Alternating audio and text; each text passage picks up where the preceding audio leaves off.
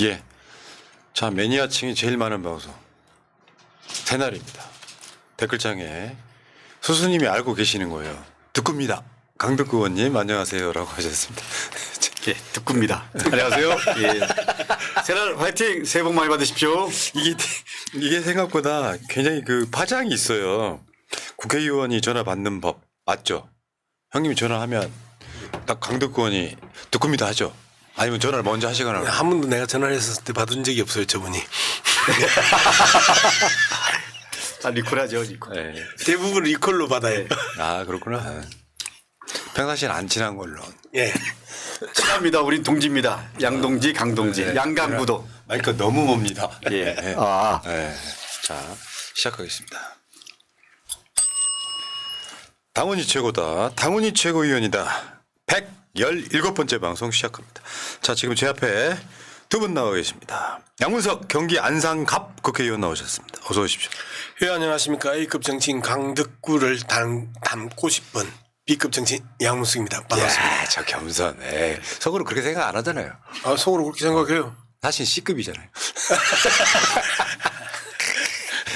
좀, 졌죠? 조금 네. 성적 졌죠? 좀.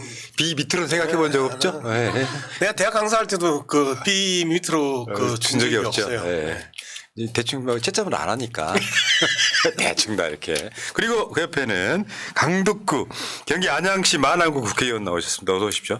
예. 오늘 우리 당의 특애급 정치인 양문석 의원과 함께 새날 함께 해줘서 너무 감사드리고요. 불러줘서 감사드립니다. 예. 새날 형님, 화이팅.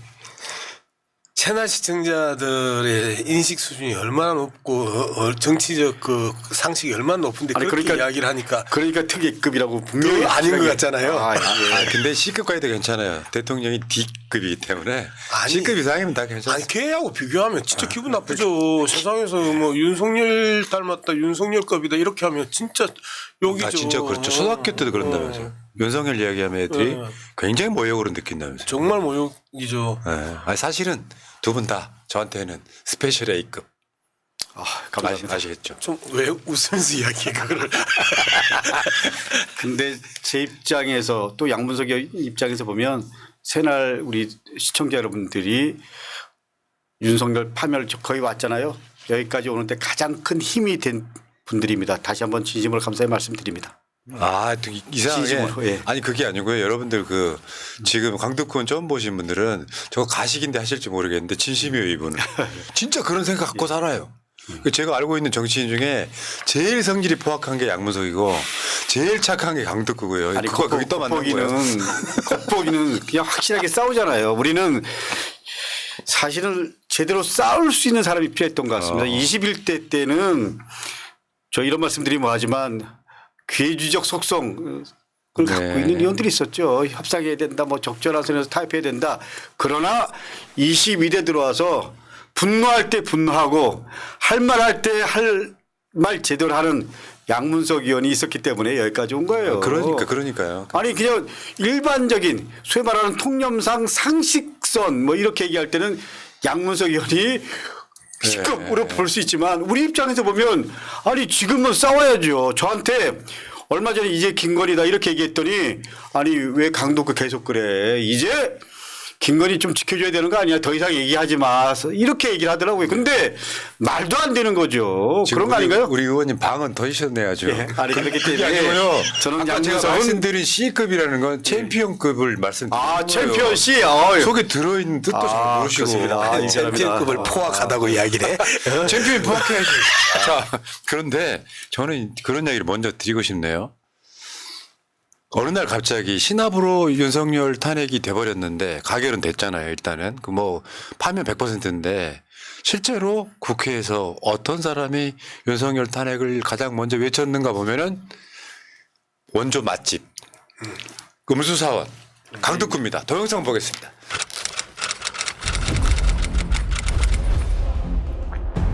공무원이 직무집행에 있어서 헌법이나 법률을 위반할 때에는 국회가 탄핵의 수출을 의결할 수 있다는 사실을 항상 가슴속에 유념해 두시기 바랍니다. 대통령이 헌법을 위반하면 국회는 헌법을 지키겠습니다.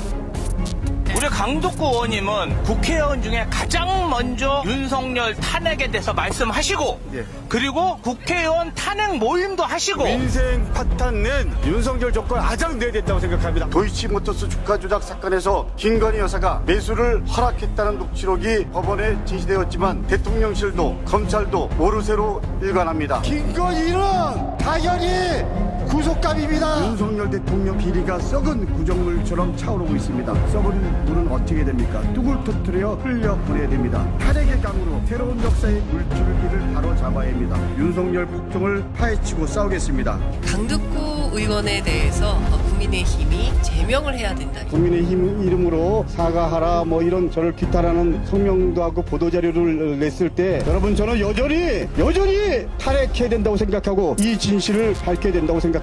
윤석열을 탄핵하라면 탄핵하겠습니다. 윤석열을 하야시키라면 하야시키겠습니다. 총 투표수 300표 중 가 204표 가결되었음을 선포합니다. 204표 가결되었음을 선포합니다. 강덕구가 윤석열 정권과 제대로 싸울 수 있는 사람입니다. 제 모든 것을 던지겠습니다. 예. 이게 있어요. 강덕구 의원은 여러분들이 기억을 하실지 모르겠는데 대선 때 양평 그것만 파신 분 아니에요. 완전 타겟됐던 분인데 실제로 제가 강덕구 의원을 안담 아는 사람인데 정말 순둥순둥 하신데 이런 것만큼은 좀 포악해요. 윤석열과 싸우는 거. 네. 제가 지난 대선 때 양평 공지구 처음 제가 재벌 받아서 이슈화했고요. 그리고 도이치모터스도 제가 재벌 받아서 이슈화하고 또 대장동도 제가 싸우고 이랬는데 결론적으로 말씀드리면 제가 양평 지구를 접하면서 야, 이 윤석열 후보 같은 사람이 대통령 돼서는 안 된다.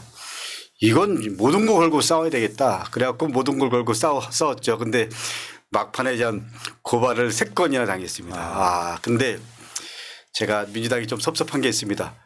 제 개인적으로 문제가 됐던 것도 아니고 당의 일. 더군다나 대선 때 싸우다가 고발당한 건데 변호사비는 고사하고 변호사 자문도 안 해주고 뭐 혼자 다 해결해주고 그러나 후회하지 않습니다.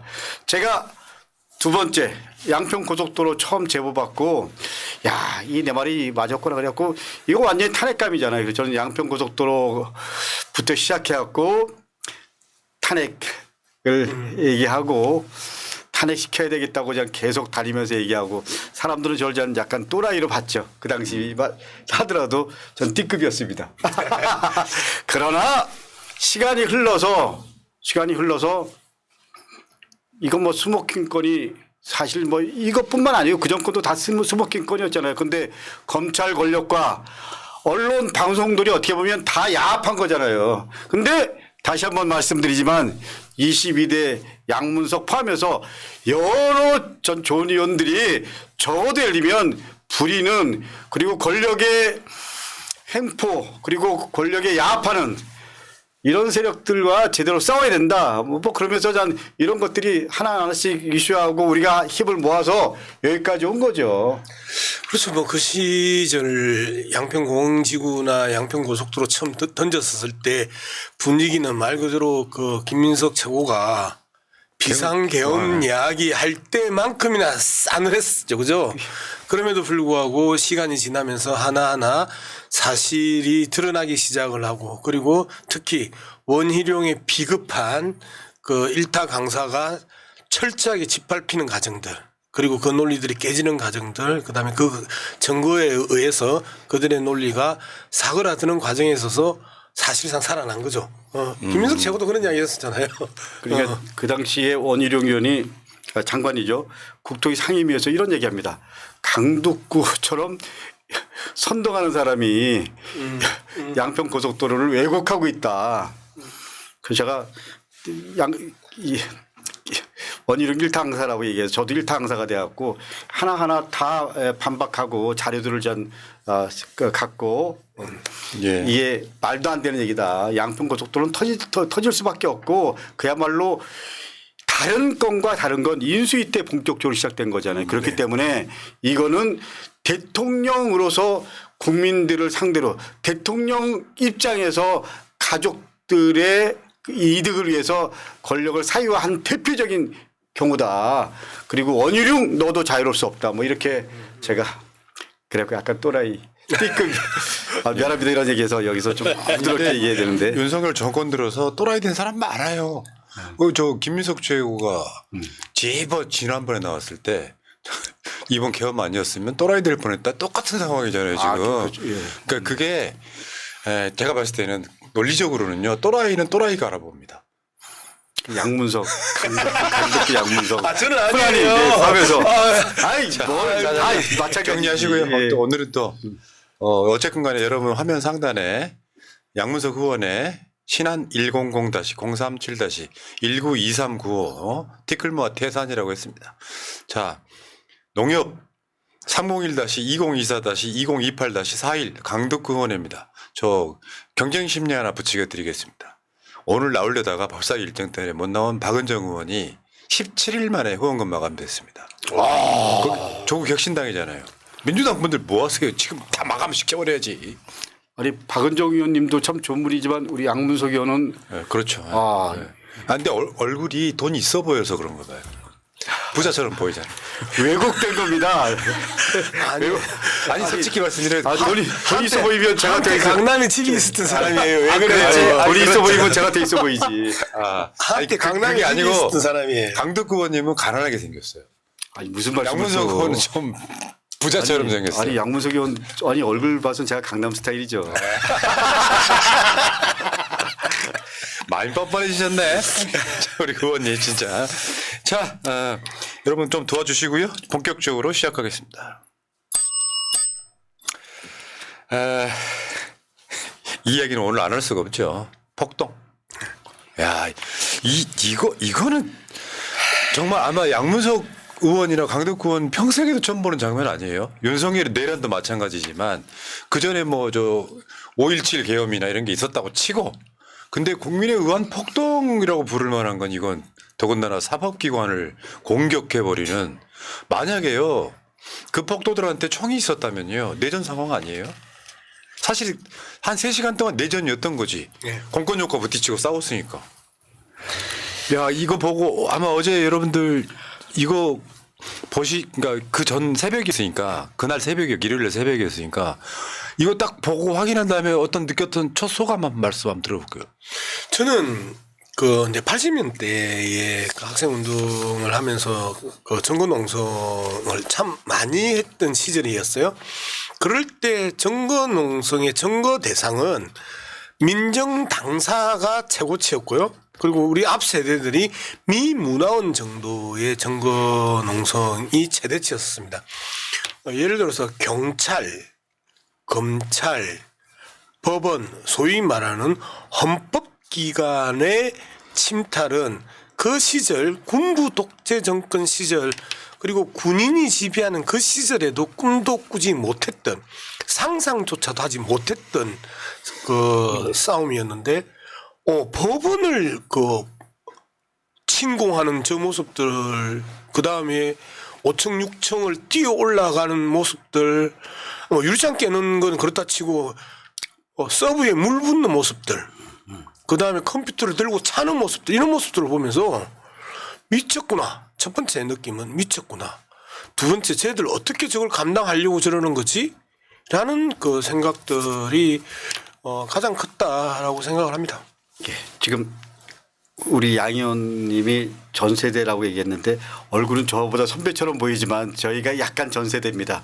미문화원 신정훈 포함해서 저희 연배들이 들어갔잖아요. 그리고 민정당사 그것도 저희 연배 전이죠. 저희 연배 선배들이죠. 근데 결론적으로 말씀드리면 아니 말씀하신 대로 우리가 군부 정권과 싸우고 뭐 그럴 때도 적어도 지켜야 될 원칙이 있었다. 때려 부시고 저런 건 안 하는 거죠. 예, 그래도 그것도 그렇지만 가장 중요한 사법기관 이런 부분은 우리가 끝까지 지켰다. 뭐 당연히 예를 들면 근데 이 사람들은 폭동과 그야말로 헌법기관들을 마치 윤석열이 계엄 선포하면서 군인들을 국회에 보낸 거랑 똑같은 겁니다. 그렇기 때문에 이거는 내란죄고 내란의 연장선으로 우리 규정해야 된다. 그렇기 때문에 소유가 아닙니다. 내란죄입니다. 그렇기 때문에 이거는 그야말로 국가의 근간을 흔드는 거기 때문에 거기에 맞게 내란죄로 처벌해야 된다. 이게 저희들 생각입니다. 그러니까 이게 윤석열이 계엄 내리는 것도 그렇지만 법원을 공격하고 이런 건 상상하지도 못했던 것들이 그냥 일어나요 지금. 그러니까 이제 우리가 크게 세 가지 상상하지 못했던 일이 있었잖아요. 12월 3일 날 군인들이 상상하지 못한 국회 침공과 선관위 침공을 하잖아요. 그죠? 그 다음에 12월 31일 날 체포영장이 발부되고 나서 윤석열이 이제는 끝이 났구나 했는데 상상하지도 못할 경호처가 체포영장을 막아쓰고 거기에서 저항을 했단 말이에요. 그 다음에 이번 119에 상상하지도 못한 폭도들이 폭동을 그것도 법원에서 법원 침공 작전을 펼치고 폭동을 일으키는 모습들 이런 모습들을 보면서 와 정말 대통령 한 놈 잘못 뽑아가지고 그 놈에 의해서 나라가 상상하지도 못하고 꿈에도 생각하지 못했던 일들이 계속해서 터지고 있구나. 이게 헌정 질서라고 하는 게 무너지는 것 아닌가? 이게 민주주의가 무너지는 게 아닌가? 그리고 저 폭도들이 나를, 우리 가족을, 내 주변을 덮치면 어떡하지? 라는 실질적인 공포와 위협을 받고 있는 게 현실이 돼버린 거다. 저는 그렇게 생각합니다. 예, 저는 지금 말씀하신 거 전적으로 공감하면서 동시에 지금 비상계엄 선포할 때 사실은 계속 김영현 포함해서 논의들이 있었잖아요. 예. 그리고 그 경호처 같은 경우도 집단적으로 계속 지키고 그리고 이제 윤석열과 계속 논의가 있었잖아요. 근데 이 부분 법원 내 집단적으로 들어가고 이런 게 우발적인 것만은 아니다. 그렇기 때문에 이 수사를 통해서 배후에 어떤 세력이 있는지 그들이 의도하는 게 뭔지 이런 부분도 분명히 수사를 통해서 밝혀야 된다라는 게 제 생각입니다. 그 이야기는 이따가 양문석 의원이 그중에 하나를 답을 해 주실 것 같고요. 왜냐하면 여러 가지 썰이 있는데 저는 이게 다 합쳐진 결과물일 거라고 봐요. 특정 하나의 의혹만 제기할 수는 없고 문제는 첫 번째 윤석열이 일관되게 계엄 이후에 체포 안 당하려고 하면서 여러분과 함께 싸우겠다 그랬어요. 결국은 그게 촉발점이 돼서 어떤 특정한 실행으로 옮기는 단계였는지 아니면은 진짜 우발적인 건지. 근데 우발적으로 안 보여요. 상당히 조직적으로 보여요. 근데 이 과정에서 윤석열의 그 말을 더 확대 재생산하는 사람들이 실제로 있었단 말이에요. 네. 대표적으로는 정광훈, 석동현. 저는 이게 법과 원칙이 살아있는 나라라면 즉시 체포감 아니에요?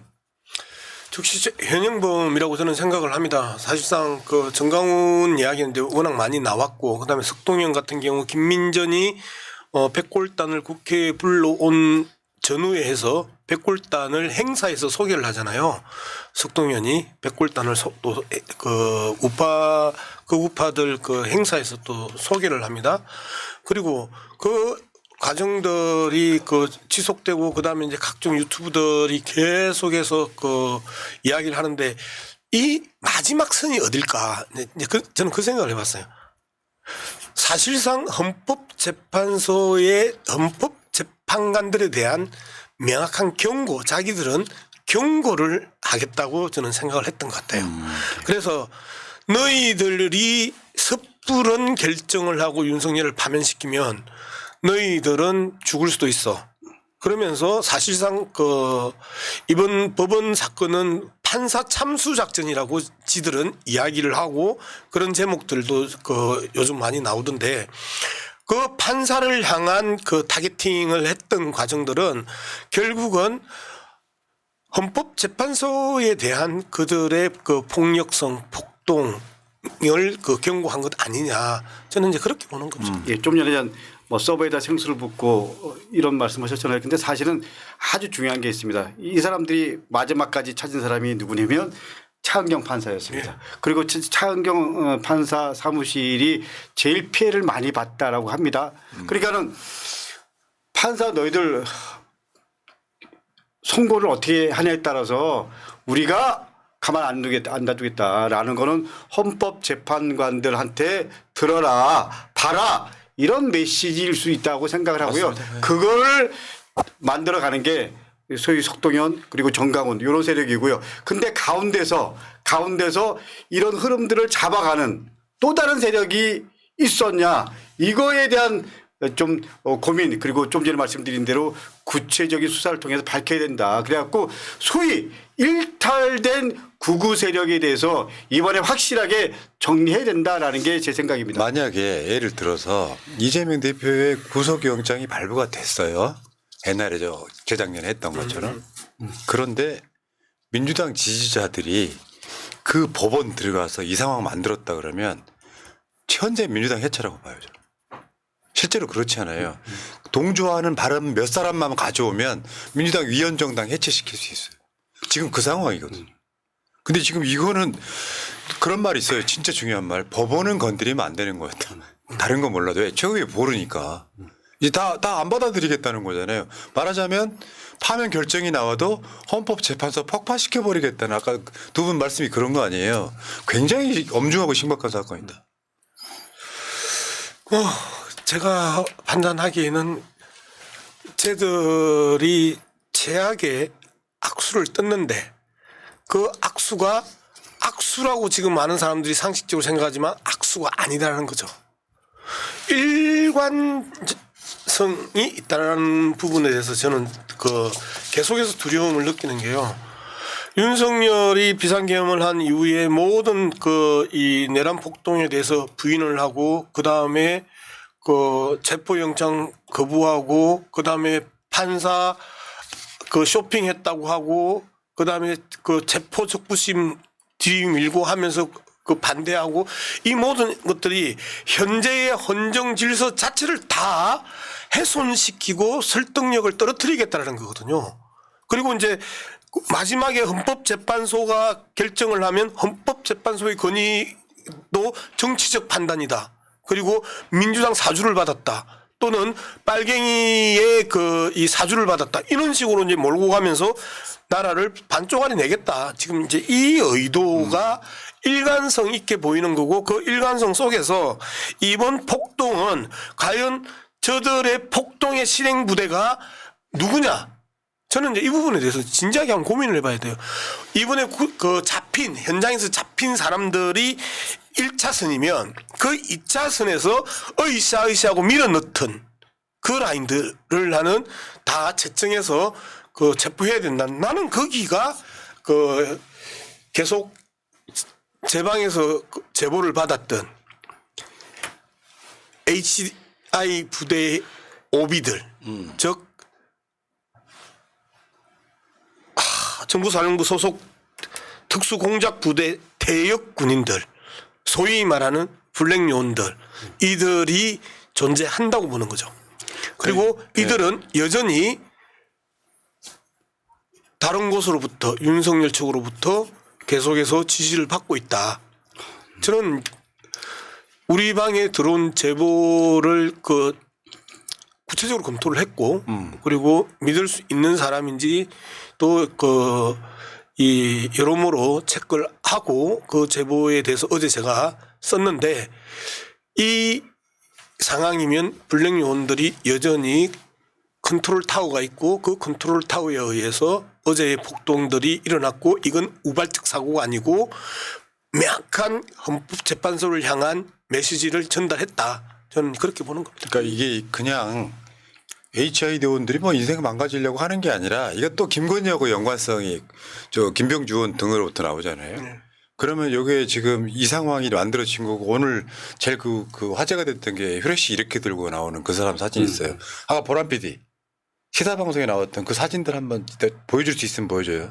그러니까 그런 상황이 있어서 그렇게 볼 수도 있고, 근데 이게 이제 어떤 한 세력만이 아니라 예를 들면 뭐 저 뉴스타파 봉지욱 기자에 의하면 저 대통령실 전 행정관의 소행이다라고 곧 보도가 나온다고도 하는데 이것들이 다 뭉쳐져 있을 가능성이 꽤 높아 보입니다. 그럴 수 있죠. 근데 저는 양문석 의원 페이스북에 썼잖아요. 근데 이 부분 갖고 뭐 갑론을박이 있더라고요. 네, 근데 예. 솔직히 말씀드리면 아니 노상원 퇴역한 정보사 사령관 출신 아닌가요? 네.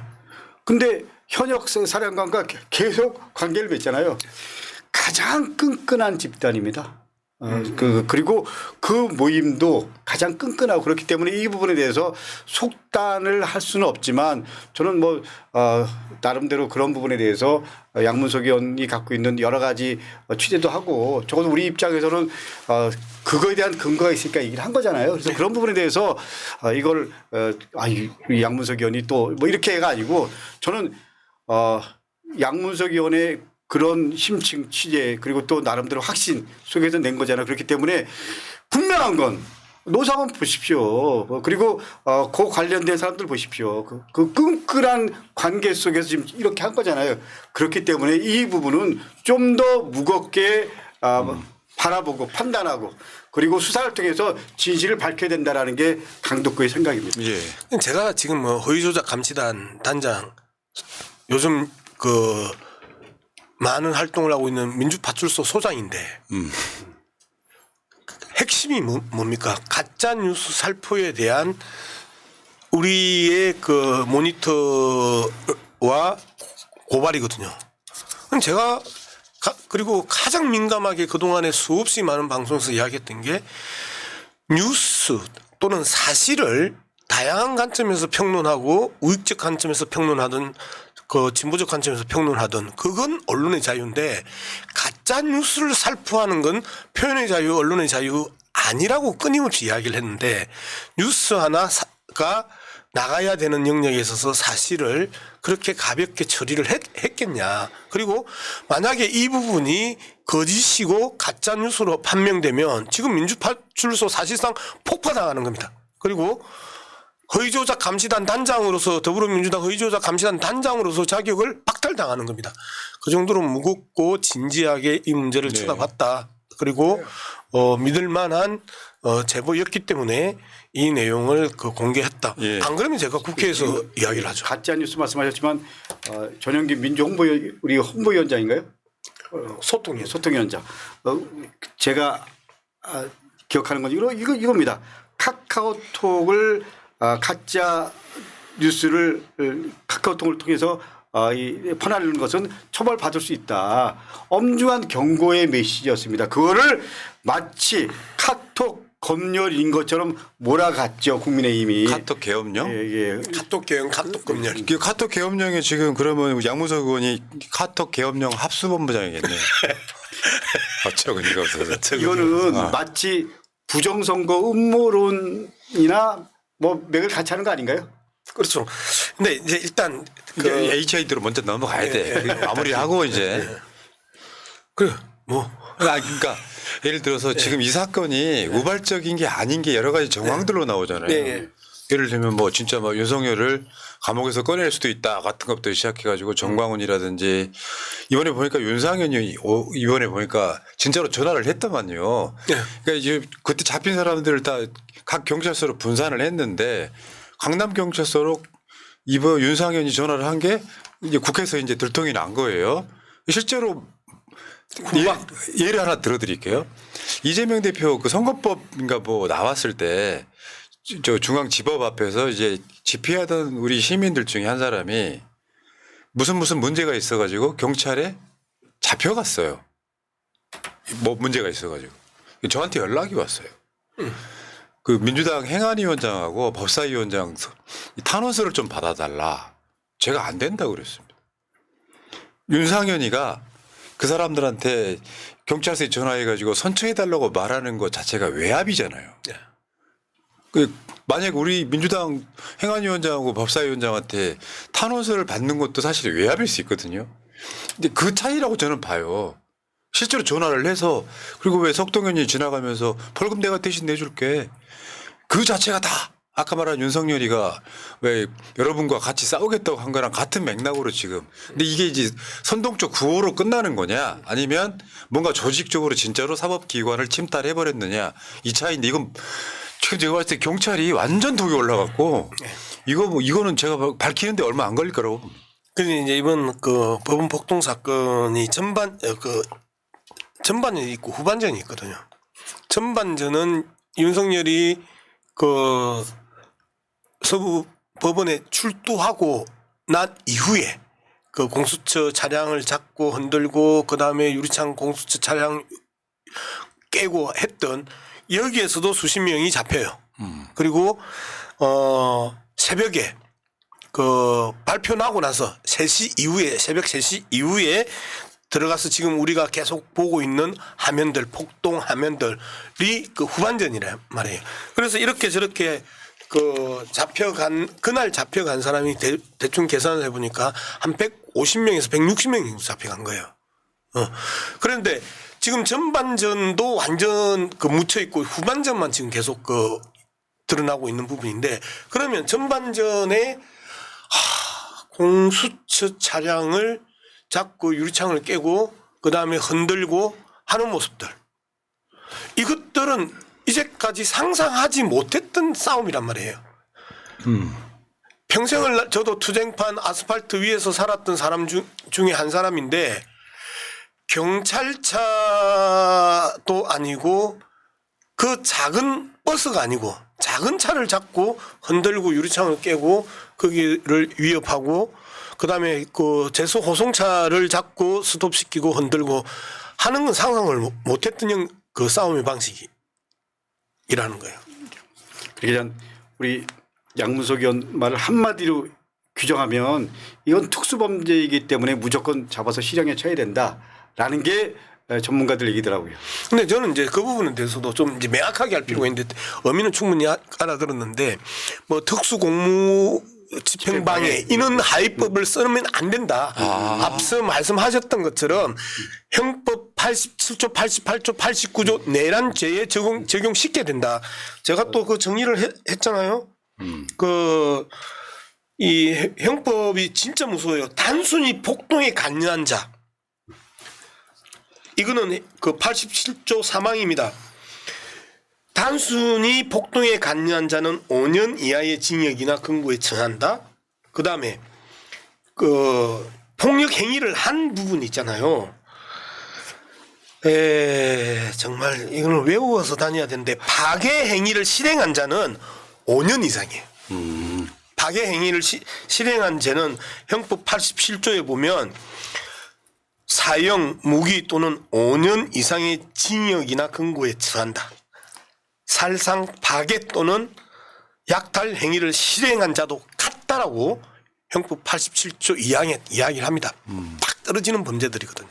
그래서 이거는 국가 체제 자체를 전복시키는 거잖아요. 그렇죠. 네. 그러니까 이런 거 있어. 정광훈이나 석동현이가 벌금 내가 내줄게, 뭐 5만 원 내줄게 이런 거 있잖아요. 네.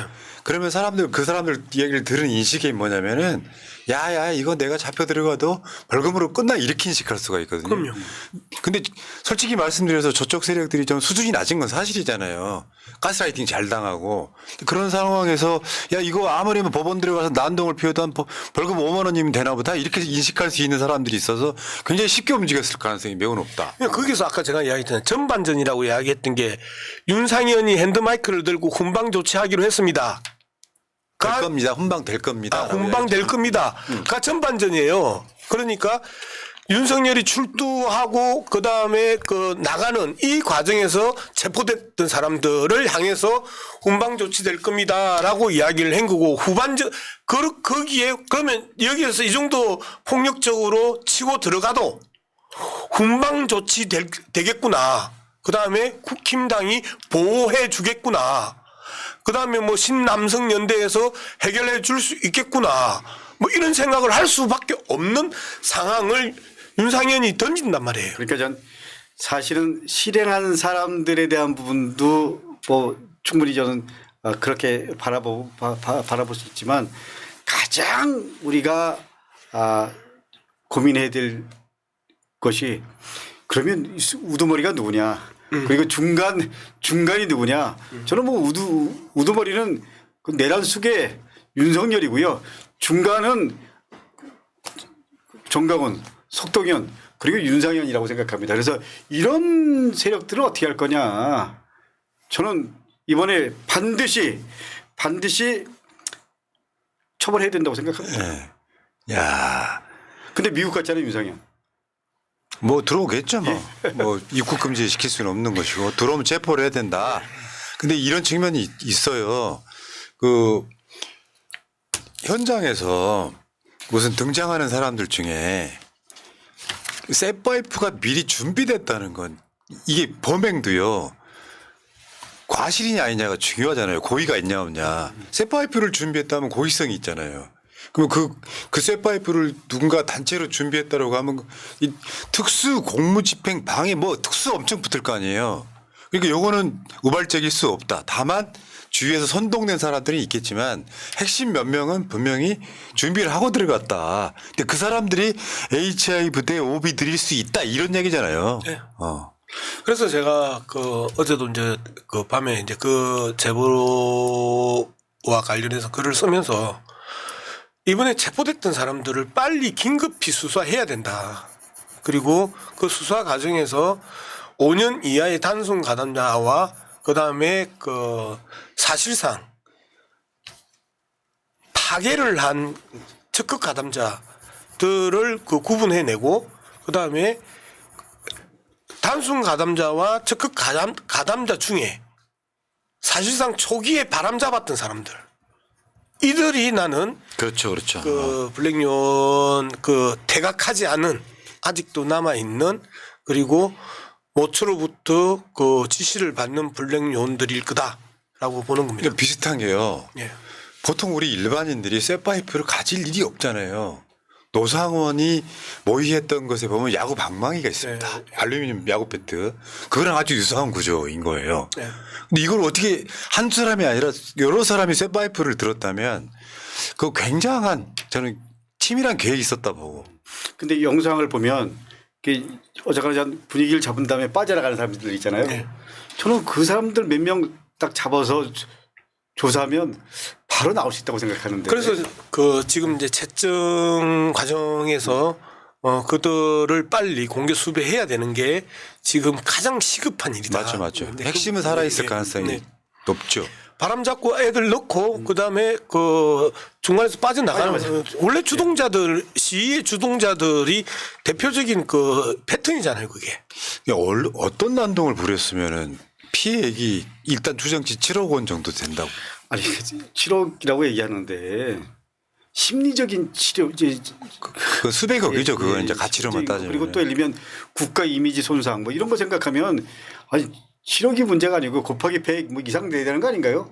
근데 이제 법원 행정처 처장이 그 다음 날 어제 나와서 했던 이야기가 방송으로부터 본 피해보다 10배에서 20배 이상이더라. 본인이 직접 들어가서 보고 나왔었잖아요. 그 다음에 그 우리가 제가 거의 그 동영상 그 우파 동영상부터 진보 동영상을 거의 다 봤는데 5층, 6층까지 가는 것까지는 봤는데 7층은 본 사람이 없어요. 그런데 오늘 기사들 그 법원 행정처에서 나오는 기사들 보니까 7층 그 이 판사방까지 올라간 거 아니에요. 유독 그 방만 피해가 컸다는 거고 차원정 판사 컸다는 거고 놀라운 게 법원에 가면은 각 층마다 판사실 어디에 있다고 밑에 안내가 있나요? 저는 없는 걸로 알고 있거든요. 사적 보복의 대상이 되기 때문에. 근데 그걸 누군가 알고 정확하게 찍어서 갔다면 진짜 이건 준비된 게 아니냐. 아니 이 사람들의 첫 번째 목표물은 차은정 그 판사 방이었죠. 야, 참. 근데 여기서 이제 진짜 중요한 게요. 윤석열 내란 이후에 정말 국민의힘 국회의원들, 저는 일반 유튜버들은 벌이니까 그렇다고 치는데 윤석열이 불법 계엄을 내란을 했을 때 한 일주일 정도 있다가 국민 여러분께 정말 죄송하다라고 하면서 윤석열 탄핵에 동참을 했어야 되거든요. 윤석열이 버티니까 결국에는 국민의힘 자체가 거의 위헌 정당처럼 계속 가짜 뉴스를 뭐 나경원부터 시작해서 뭐 굉장히 많은 사람들이 뭐 민주당 카톡 개업령 그러면서 우리는 내란 동조하는 것은 아니지만 그러다 급기야는 현수막에 민주당이 내란 뭐 이렇게 현수막을 걸면서 적반하장식으로 하고 있다가 지금 정치인들 입에서 대부분 다 가짜 뉴스가 나오고 있잖아요. 그 정치인들 고발한 사람들 꽤 있죠 지금. 네. 윤상현, 김민전, 그다음에 나경원 다 지금 그 고발되어 있습니다. 근데 이제 문제는 그 조금만 생각해 보면 저게 다 거짓말이라는 거 하는데 예를 들어서 카톡 검열을 한번 따져봅시다. 우리가 카톡을 그 조사할 수 있는 권한이 없죠. 경찰만 그리고 수사기관만 카톡을 볼 수가 있어요. 두 번째 검열이라는 거는 사전 검열, 사후 검열은 없어요. 사전 검열의 사전을 그 뺀 게 검열입니다. 그리고 뒤에 나오는 것들은 조사의 대상이거나 그 평가의 대상이거나 그렇지. 그래서 검열이라는 거는 사전에 검열하는 건데 그러면 우리가 들어가서 검열할 수 있는 건 없어요. 말이 안 돼요. 조어가 카톡과 검열을 같이 붙일 수 있는 조어가 아니라는 거죠. 그럼에도 불구하고 그렇게 이야기를 해요. 그다음에 카톡 계엄을 당해본 놈들이 그리고 지들도 민주당이 아니었으면 죽을 뻔했던 놈들이거나 아니면 국회의원 갔을 놈들이 비상입법기구 만들었으면 자기들 국회의원들 다 날아갔을 거 아니에요. 국힘당만 쏙 빼놓고 민주당하고 야당 7당만 국회의원 자리 날리지는 않았을 것 아닙니까? 그러면 그 계엄을 당해본 놈들이 지금 하는 이야기가 카톡 계엄이라는 단어를 갖다가 쓸 수 있다라는 부분에 대해서 경악할 만한 일이죠. 그러면 저들은 왜 저럴까? 진짜 고민을 해봤어요. 저들은 왜 그럴까? 왜 그래요? 답을 주세요. 결과물. 지금 거짓말을 하든 어쨌든 이 고비만 넘어가면 국민들은 다 잊어버려. 윤상현의 이야기. 아, 그렇죠. 1년만 지나면? 1년만 지나면 국민들은 다 잊어버려. 개돼지 취급이 아니고 개돼지보다 못한 취급을 국민들을 향해서 하는 거예요. 근데 참 마음이 무거운데요. 그러니까 민주당이 카톡 검열까지 합니까? 이렇게 현수막에 써놨습니다. 그런 게 걸려 있죠. 예, 근데 실제로 이 현수막이 효과를 보고 있다라는 거죠. 네. 제가 이런 얘기면 욕먹을 수 있어요. 우리가 뭐 여론조사 결과 뭐 그 가표집 됐다 뭐 이런 얘기를 하지만 실제로 이놈들은요 아주 이런 부분에 대해서 이 국민들의 심리를 교묘하게 파고들어서 이 프레임에서 딱 만들어 가는 거죠. 그렇기 때문에 그야말로 우리 좀 그 새날 시청자들께서 이런 부분들을 적극적으로 좀 대처해 주셔야 됩니다. 그러니까 제가 이 동네에도요 내란 정당 민주당이라고 그 현수막이 있어요. 저구상적인 분들은 민주당 지지자가 아니라도 민주당이 이제 시계편에서 윤석열 탄핵한 걸 내란이라고 지금 프레임 전환 시도하고 있잖아요.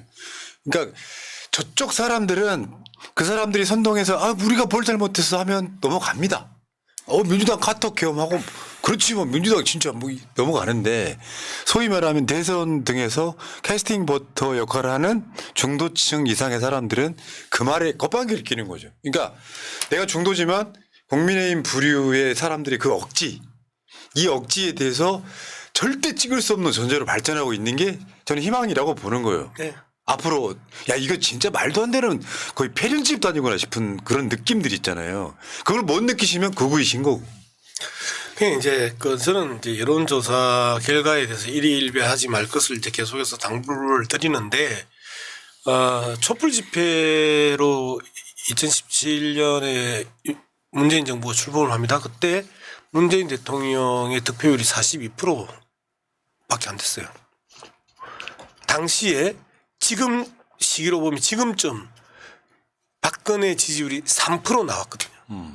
3% 나왔는데 문재인 그 후보가 받았던 게 42%가 43%밖에 안 됐다라는 부분에 대해서 우리가 주목할 필요가 있습니다. 결국은 현재 우리나라는 그 양당 구조로 고착되어 있고요. 그리고 우리가 지난 총선에서 엄청나게 압승을 하면서 181석을 거뒀다. 그다음에 뭐 야권 전체가 192석을 거뒀다 하는데 우리가 국힘당이 이긴 건 5% 이겼습니다. 150만 표 정도 이겼습니다. 자, 이걸 보면 결국은 다음 대통령 선거는 100만 표 안쪽에서 결정이 날 겁니다. 100만 표 안쪽에서 4%에서 5% 사이. 그럼 이게 현재 우리나라의 보수와 진보 또는 민주당과 국힘당의 그 토대다. 우리가 강서구청장 할 때 압도적으로 이길 거라고 생각을 했었죠. 그런데 강서구청장 선거도 10% 내외 약간 넘어 10 알려드릴까요? 15% 17%. 17%. 그 우리 한 30% 정도는 벌어져야 되는 그렇지. 상황이었는데 강서구청장 선거가 17% 정도로 좁혀져 가는 것. 선거 기간이 되면 그 이 선거의 패턴을 넘어설 수 없다는 건데. 그래서 저는 현재 그 이 여론조사는 보수 진영에서 대통령 선거라고 생각하는 거예요. 이제. 예. 저도 양문석 의원님 말씀 동의하면서 지방선거가 있고 총선이 있고 대선이 있으면요. 지방선거는 전체적인 평균이 한 60% 전후고요. 총선은 한 70% 전후고 네. 대선은 한 80% 좀 넘습니다. 투표율이. 투표율이. 그리고 그 일반적으로 보면 대선은 한 2, 3%, 3, 4% 갖고 그냥 결정되는 거죠.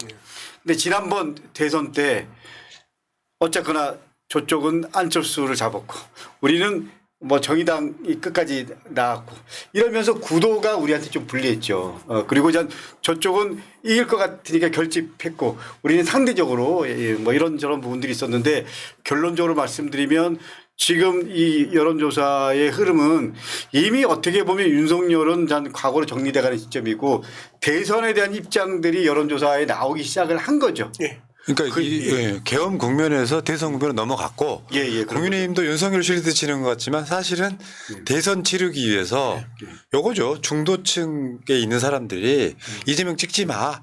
이재명 악마야. 이 전략을 쓰고 있는데 저는 오늘 여론조사를 앞에 다른 시사방송에서 분석을 해드리면서 신경 쓰지 마시라. 사람 불안감 자극하는 게 저쪽의 목적이긴 하거든요. 근데 실제로 대선에 딱 들어서면 저쪽 후보 딱 결정되고 우리 후보 딱 나오면요. 저는 원사이드에 끝날 거라고 보는 게임이에요. 물론 방심하자는 소리가 아니라 자신감 가지셔도 된다. 저 이렇게 말씀드리고. 자, 근데 이제 지금 진짜 중요한 게 오늘 이재명 대표는 최고위원 회의에서 다른 말을 한 게 아니라 경제 뭐 대외 신인도 이런 이야기를 했습니다. 그러니까 진짜 중요한 게 계엄이 일어났어요. 있을 수 없는 일이 일어났어요. 세계 10대 경제 대국 선진국에서 계엄이 일어났어요. 근데 대통령이란 놈이 현행범임에도 불구하고 40일 넘게 안 잡혔어요. 근데 그 지지자들이 또 폭동을 일으켰어요. 이렇게 되면 쓰리콤보 아닙니까? 그럼 대외 신인도가 이거 더 오래 지속되면 저는 대한민국 경제 치명상임을 입는다고 생각하거든요. 그래서 달리 말하면 헌법재판소가 생각이 있다면 윤석열 파면을 더 빨리 낼 수도 있겠다. 그 폭동으로 인해서 다른 걸 떠나서 법원 건드리는 행위는 정말 저는 있을 수 없는 행위라고 생각을 하거든요. 그 최상목을 이야기하지 않을 수 없는데요. 최상목이가 헌법재판관 3명 중에 2명을 이라도 임명했었을 때 가장 크게 그 압력을 가했던 사람 중에 한 사람이 드러난 사람으로는 한국은행 총재였고요. 그리고 대기업 총수들이 최상목한테 상당히 강한 압박을 했다. 그래서 빨리 이 불확실성을 해소시키지 않으면 한국 경제의 국가 신인도뿐만 아니고 한국의 그 정치들이 박살난다. 이런 이야기를 많이 했다고 해요. 그런데 거기에서 최상목이 계속해서 그 이후에 체포영장 발부 이후에 끊임없이 경호처에 대해서 은근히 중립인 채 하면서 경호처 편을 들고 그리고 체포 과정에 있어서 계속 방해 역할들을 했고 심지어 폭동이 일어났음에도 불구하고 8시간인가 10시간 이후에 그 대통령 권한대행의 입장이 나올 정도로 이 경제를 가장 고민하는 채 폼은 다 쟀는데 최상무비가 사실상 경제를 지금 현 시점에서 망치는 대표적인 주범이다. 이 부분에 대해서 명확하게 이야기하지 않을 수가 없습니다. 그렇네요. 예. 예. 오늘 그 민주당 최고위에서 백드롭 내용이 좀 바뀌었더라고요. 좀 전에 경제 관련해서 이재명 대표 회복과 성장 다시 대한민국 이렇게 백드롭 내용이 바뀌었는데요. 어쨌거나 이제 윤석열 구속됐으니까 가장 중요한 민생과 경제를 어떻게 살릴 거냐 이런 예. 부분에 대해서 민주당이 제대로 좀 희망을 만들어내고 그리고 이 부분에 대해서 역할을 하겠다라는 분명한 메시지고요. 그리고 미 국무부에서 윤석열 구속과 관련해서 헌법에 따라서 대한민국이 이 부분에서 노력하는 것에 대해서 높이 평가한다. 뭐 이런 메시지를 보냈습니다. 공식적으로. 예. 저는 그거는 미 국무부에서 적어도 예를 들면 대한민국 민주당의 역할에 대해서 인정하고 있다. 그리고 그거는 미국도 당연히 예를 들면 내란 세력으로 규정하고 그리고 이 새로운 질서 회복 이런 부분에 대한 민주당의 역할을 인정한다. 뭐 이런 메시지라고 생각하면 될 것 같습니다. 제가 미국 조야에서 특히 공화당 쪽 사람들 만나고 돌아오신 분하고 제가 어제 길게 통화를 했는데 실제로 미국 쪽에서는 뭐 구구들의 생각처럼 트럼프가 미국이 뭐 윤석열 구하러 온다 이런 거는 택도 없는 소리고요. 문제는 한국은 미국도 마찬가지지만 자국 중심으로 돌아가 자기 이익이 범하는 건데 지금 솔직히 말씀드려 지도자 중에 이재명 제외하고 한국 경제 걱정하는 사람이 누가 있어요? 저쪽이든 이쪽이든 간에. 저는 그게 지금 저 상황에 나는 이게 결국 대선의 키워드라고 생각해요. 민생 경제 챙기는 게 나중에 사태가 진정되면 그중에 제일 누가 똑똑하냐 제일 능력이 있냐. 난 그 지점으로 이재명 대표를 뽑을 거라고 생각하고 문제는 이제 아까 말씀드린 것처럼 극우의 폭동이 일어남으로써 사실은 헌법재판소의 결정을 한 주라도 더 앞당길 수 있겠다. 저는 그런 생각을 해봤습니다. 윤석열한테 도움되지 않는. 그러니까 사상 최초 현직 대통령이 구속되는 게 사실 현실적으로 말이 됩니까? 예, 뭐 나는 지난주도 비슷한 말씀을 드렸지만 우리 시청자 여러분들이 이 방송을 보고 있으면서도 빨리빨리 좀 진행이 안 되는 것에 대한 더딘 모습들에 대해서 상당히 이제 답답해할 수 있다고 생각을 해요. 근데 그 부분에 대해서는 12월 14일 날 탄핵 소추안이 국회에서 통과됐을 때 모든 것이 끝났겠구나. 이제 끝났구나. 라고 생각했는데 12월 31일 날 체포영장 발부까지 그렇게 마음 졸이면서 기다렸어요. 그리고 이제 체포영장이 발부됐으니까 체포되겠구나.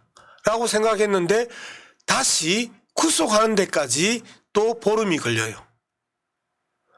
그리고 구속영장 나오는 것도 17일이 걸립니다. 이 과정들이 왜 이런 현상이 일어나느냐.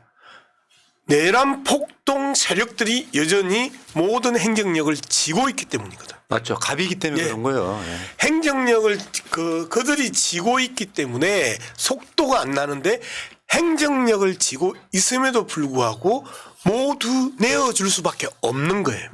탄핵 소추안도 통과시켜야 되고 체포영장도 발부해야 되고 그다음에 체포영장 집행을 해야 되고 그다음에 구속영장 발부해야 되고 구속영장 집행하는 부분이 비록 40여일의 시간이 지났지만 그들이 여전히 행정력을 쥐고 있음에도 불구하고 역사의 거대한 발걸음은 뚜벅뚜벅 가고 있다. 이 부분에 대해서 우리 시청자들이 좀 편안하게 이 방송을 보면서 조금이라도 좀 여유를 가졌으면 좋겠다. 제가 세계 사례가 있거든요. 후진국에서는 쿠데타 이런 게 많이 나와요. 친위 쿠데타가 실패한 사례가 거의 없습니다. 왜? 갑이니까.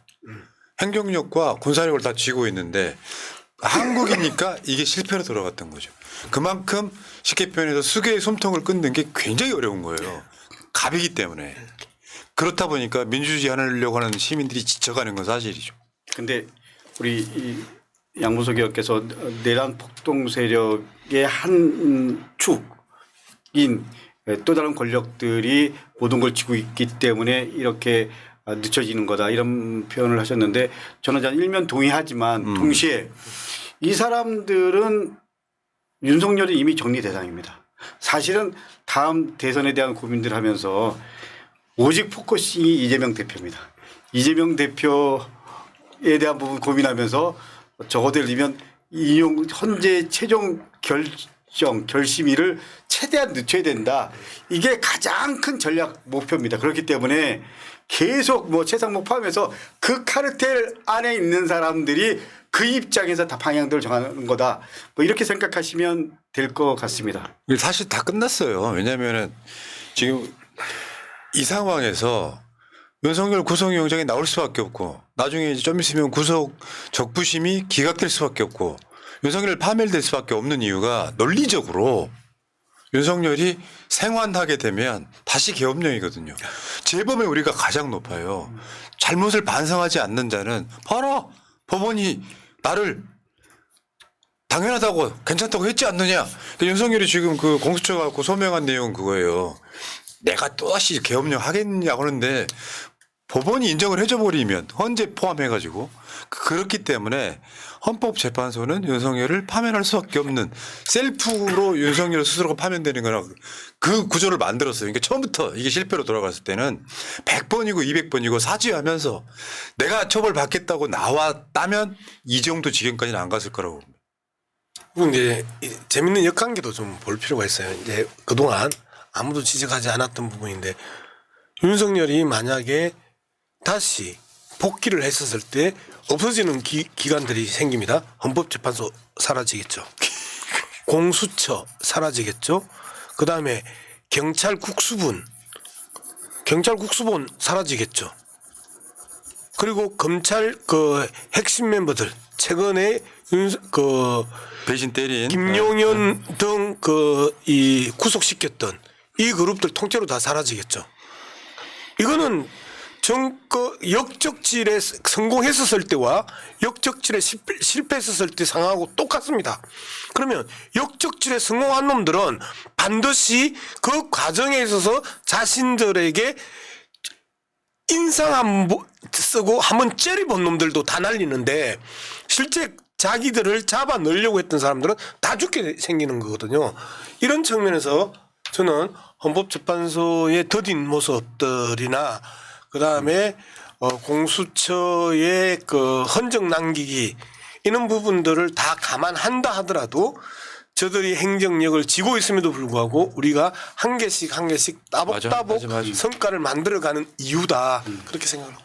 야, 공수처에서 지금 윤석열 강제 연행 시도가 실패 빈손으로 돌아갔다. 그러니까 공수처는 지금 검찰한테 넘기기 전에 뭔가 성과를 남기고 싶은데 윤석열이 끈질기게 버티고 있습니다. 그러면은 이제 윤석열이 공수처 수사를 거부하는 이유가 공수처가 내란을 수사할 자격이 없다 이거거든요. 논리적으로. 그러면 이제 검찰이 빨리 달라고 지금 손짓하고 있으면서 공수처가 수사한 자료는 증거로 쓰지 않겠다. 참고하지 않겠다 그랬거든요. 이제 지금 20일 중에 10일은 공수처가 10일은 검찰이 쓰기로 되어 있는데 윤석열은 검찰로 넘어간다고 그래서 뾰족히 달라질 건 없어 보이거든요. 현실적으로는. 검찰이 김용현 포함해가지고 내란 주요 임무 종사자들 싹 구속 기소했는데 윤석열만 살려둘 리가 없잖아요. 논리적으로 말이 안 되고. 근데 이제 지금 시점에서는 자기들이 계속해서 그래도 검찰을 가고 싶은 게 경호차장 김성훈 그다음에 그 본부장 이광우를 사실상 구속시키지 않았잖아요. 검찰이.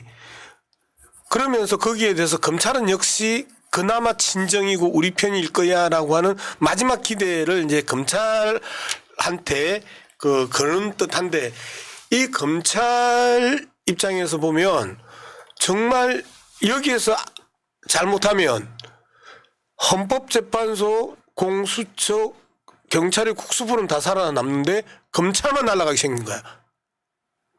잘못하면. 이런 상황 즉 헌법재판소 파면 결정이 나오면 검찰만 날아갈 수도 있다라는 거예요. 그렇기 때문에 검찰도 자유롭지 못하다.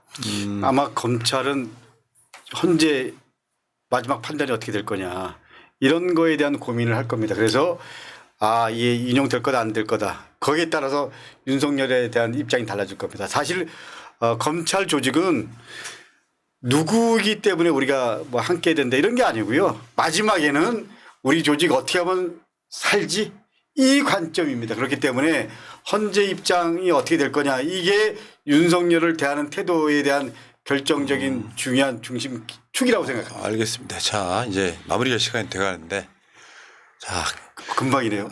그럼요. 방송이 너무 재밌잖아요. 뭐 한 5분밖에 안 된 것 같은데. 근데, 야, 어쨌건 혼란, 말도 안 되는 시대이긴 해요. 이럴 때일수록 멘탈 흔들리지 말고 중심 꽉 잡고 가면 어느덧 좋은 세상이 와 있을 것이다. 다만 순간순간 내가 목적과 방향성을 잃으면 안 된다는 게 제 생각입니다. 자, 강덕구 의원님.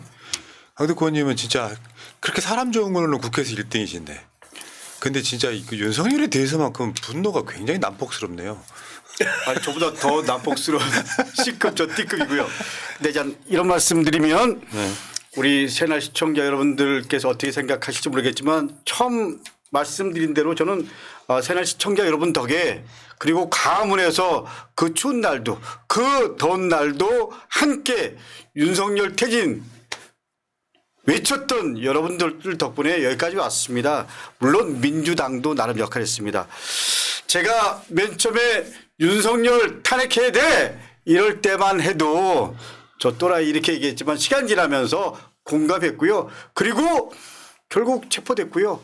지금 서울구치소에 있잖아요. 저는 파면 좀 더 빨리 뭐 이런 부분에 대한 그 고민들을 하지만 저는 말씀하신 대로 이 혼돈의 시대는 거치고 있습니다. 그래서 새날이 올 때까지 새날 시청자 여러분 함께 해 주십시오. 새날 만들겠습니다. 새날 화이팅! 노래 하나 하실까요? 양문석 화이팅! 새날이 올 때까지 흔들리지 말자. 새날이 올 때까지 흔들리지 말자.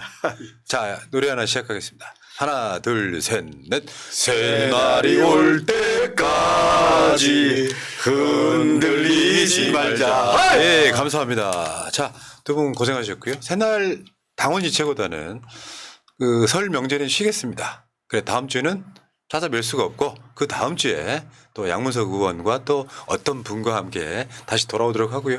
여러분 탄핵의 선구자 강덕구 의원께 더 많은 관심 채팅창 화면 상단에 신한은행 양문석 농협 강덕구 후원에 여러분들의 금액이 문제가 아니고 강덕구 TV 있지 않아요? 있습니다. 그거는 지금 채팅창 상단에 바로 가기가 다 있으니까요. 구독 좀 해주시기 바라겠고요. 새날은 철저하게 준비해드려요. 저도 저지만 양문석 새날 좋아요. 자, 말씀 한마디로 그냥 전양빚을 갚으신다니까. 자, 새날 물러갔다가 내일 낮 방송에 다시 오겠습니다. 두 분 고생하셨습니다. 고맙습니다. 고맙습니다. 새날 화이팅입니다. 민주주의 평화 통일 다 죽어간다.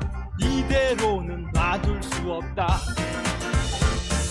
자, 다시 한번 해보는 거야.